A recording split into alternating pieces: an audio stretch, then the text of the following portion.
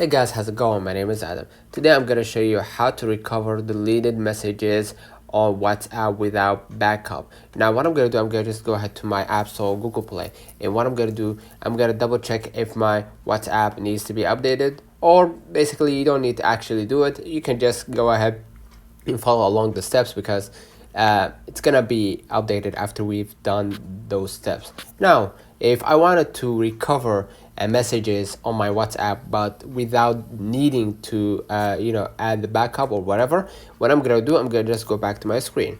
Now what I'm gonna do, you're gonna see right here in your browser, you'll install WhatsApp from your phone and then reinstall that WhatsApp and then verify your phone number, and then during the verification process you will be prompted to restore your chat history. So what I'm gonna do, I'm gonna just go back right here to the main settings. What I'm gonna do, I'm gonna just go ahead to the general.